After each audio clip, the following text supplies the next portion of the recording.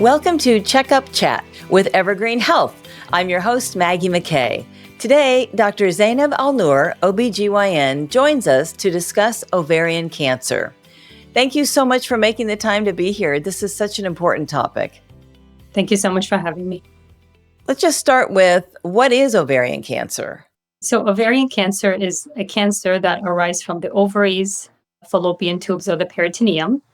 It's the second most common type of female reproductive cancer. And more women die from ovarian cancer than cervical and uterine cancer combined.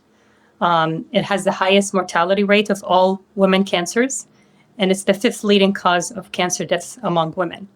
Unfortunately, its poor prognosis is because most patients are diagnosed at an advanced stage, while if they're diagnosed at an earlier stage, it's potentially curable.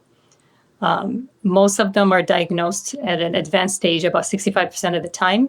And when they're diagnosed at that advanced stage, which we usually call stage 3 or 4, the cure rate is only 18%. But if it's diagnosed at an early stage, which is stage 1, when the disease is localized, the cure rate could be 88%.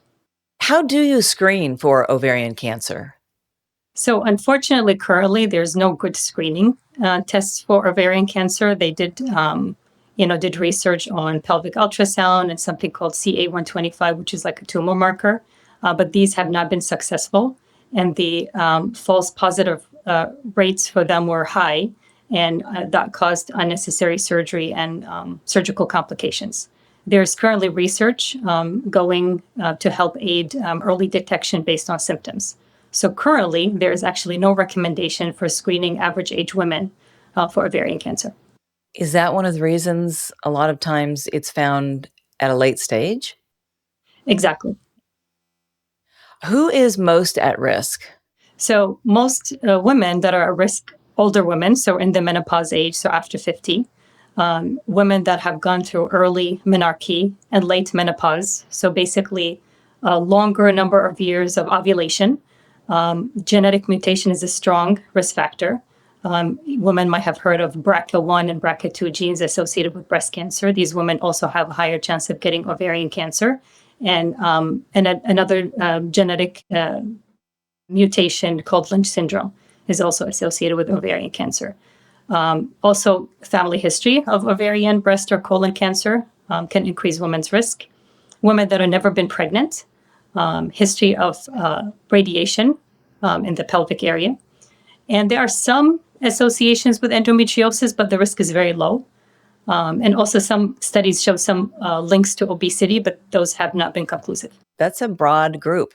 What are the symptoms of ovarian cancer? So like I mentioned earlier, unfortunately, ovarian cancer get diagnosed when it's in late stages. But some of the symptoms that women might notice and maybe go to the doctor or ask them to do some more investigation if they start to have some abdominal bloating or swelling more than their normal for an extended period of time, pelvic pain or discomfort, feeling full quickly when eating, frequent urination, fatigue, back pain, which again are very common symptoms, but sometimes the combination of these symptoms, changes in bowel habit like constipation when women never had constipation before, unexplained weight loss. And how is it diagnosed? Again, currently there's no reliable screening tests, but usually it's diagnosed based on a pelvic exam, imaging like pelvic ultrasounds, CT scans, or MRIs, blood tests like a cancer antigen called CA-125. And sometimes it's actually diagnosed during surgery when somebody's undergoing surgery for pelvic surgery or other kinds of surgery, and they do note masses or abnormalities in their pelvis. Wow. And so do they take care of it then, or they have to wait? It depends. I mean, if they've done surgery for different reasons, they remove it and then diagnosis comes back cancer, obviously. Sometimes they go in and they see something that looked more like cancer than what they expected on the imaging that was done before the surgery. So let's say you go to the doctor, they find an ovarian cyst. When should you be concerned? So definitely size of the cyst. Is it getting larger or bigger? So sometimes we follow these cysts over time to see if they're getting increasing in size. Bilaterality, so we have two ovaries. So if they're both sides, that's more concerning than one-sided. There's this thing called solid component. So most benign ovarian cysts are fluid filled, but if they look more solid, that's more of a concern. Having some fluid in the abdomen called ascites, which is really fluid outside the pelvic organs. And again, if people have ovarian cysts, but they also have a family history or a genetic history, those are all kind of triggers more investigation to see if this is a concerning cyst versus a benign one. And finally, that tumor marker I talked about called CA125.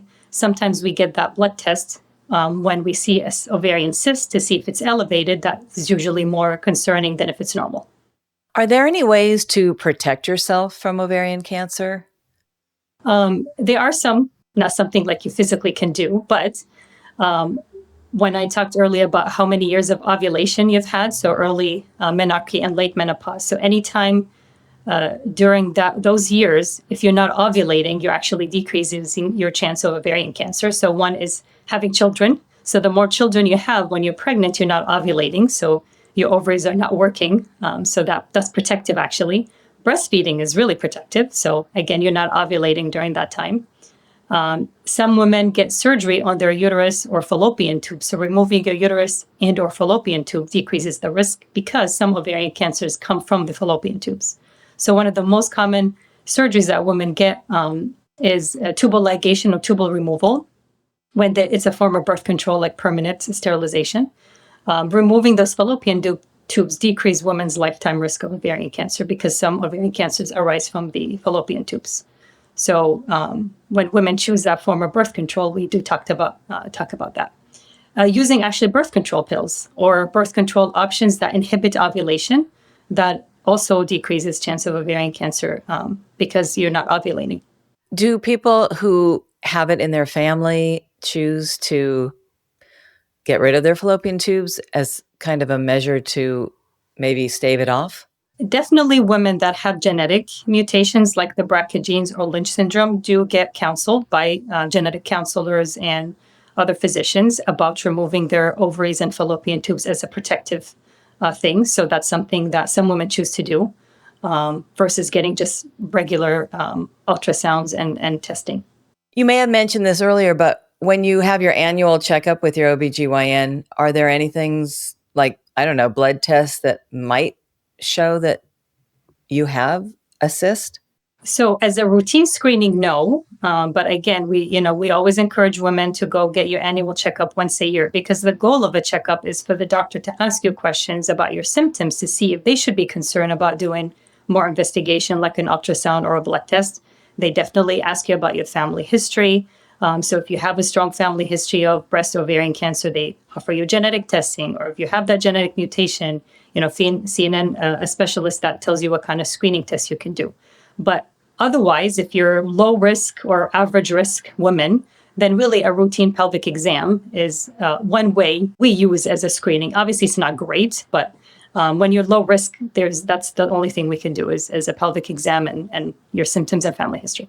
Thank you so much for sharing your expertise. This has been very informative and educational. Thank you so much for having me. I hope this information helps women seek care and go to the doctor if you have any concerning symptoms. And thank you for having me again. Absolutely. Again, that's Dr. Zainab Alnoor. To learn more, please visit evergreenhealth.com/health-services/gynecology. And that wraps up this episode of Checkup Chat with Evergreen Health. Head on over to our website at evergreenhealth.com for more information and to get connected with one of our providers. Please remember to subscribe, rate, and review this podcast and all the other Evergreen Health podcasts. For more health tips and updates, follow us on your social channels.